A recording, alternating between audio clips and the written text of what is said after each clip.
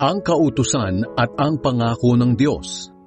Mga kapatid, bibigyan ko kayo ng halimbawa. Hindi maaaring basta na lang ipawalang bisa o dagdagan ng anumang kasunduang nalagdaan na. Ganoon din naman sa mga pangako ng Diyos. Ngayon, nangako ang Diyos kay Abraham at sa kanyang salinlahi. Hindi niya sinabi, sa mga apo mo na nangangahulugang marami, kundi sa apo mo, na ang ibig sabihin ay iisa. At ito'y walang iba kundi si Kristo.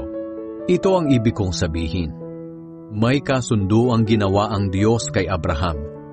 At ipinangako niyang tutuparin ito. Ang pangakong ito ay ibinigay niya 430 taon bago dumating ang kautusan.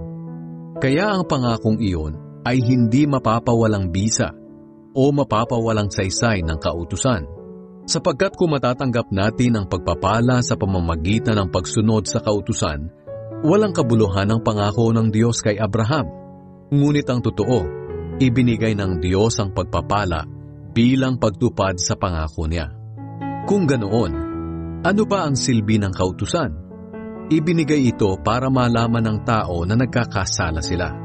Ngunit ito'y hanggang sa dumating lamang ang ipinangakong apo ni Abraham. Ibinigay ng Diyos ang kautusan sa pamamagitan ng mga anghel, at sila ang nagbigay nito sa mga tao sa tulong ng isang tagapamagitan. Ngunit ang pangako ay hindi tulad nito. Dahil lang ibigay ito ng Diyos kay Abraham, hindi siya gumamit ng tagapamagitan o mga anghel, kundi siya mismo. Kung ganoon, taliwas ba ang kautusan sa mga pangako ng Diyos? Hindi. Sapagkat kung ang kautusan ay makapagbibigay buhay, ito na sana ang naging paraan ng Diyos para ituring tayong matuwid. Ngunit sinasabi ng kautusan na ang buong mundo ay alipin ng kasalanan. Kaya ang mga sumasampalataya lamang kay Hesukristo ang makakatanggap ng mga ipinangako ng Diyos. Ang turo tungkol sa kautusan.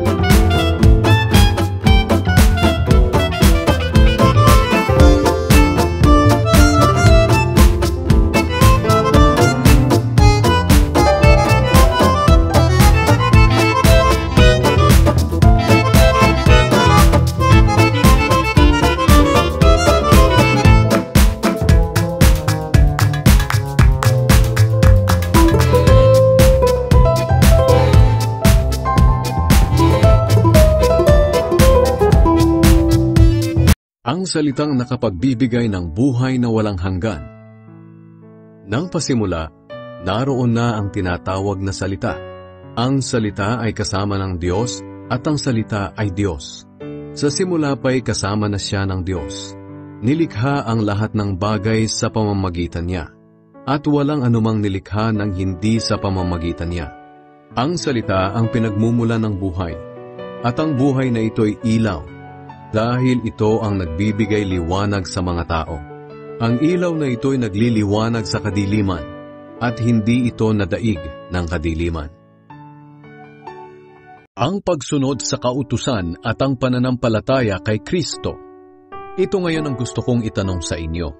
Tinanggap niyo ba ang banal na espiritu dahil sa pagsunod sa kautusan, o dahil sumampalataya kayo sa magandang balita na napakinggan niyo?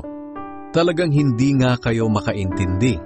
Nagsimula kayo bilang mananampalataya sa pamamagitan ng kapangyarihan ng Espiritu. Bakit ngayon pinipilit ninyong magpakabanal sa pamamagitan ng sarili ninyong pagsisikap? Wala na bang halaga sa inyo ang naranasan ninyo? Mawawalan na lang ba ito ng kabuluhan? Hindi ba't ibinigay sa inyo ng Diyos ang kanyang Espiritu, at sa pamamagitan niya ay gumagawa kayo ng mga himala? Tinanggap niyo ba ito dahil sa pagsunod sa kautusan, o dahil sumampalataya kayo sa magandang balita na napakinggan ninyo?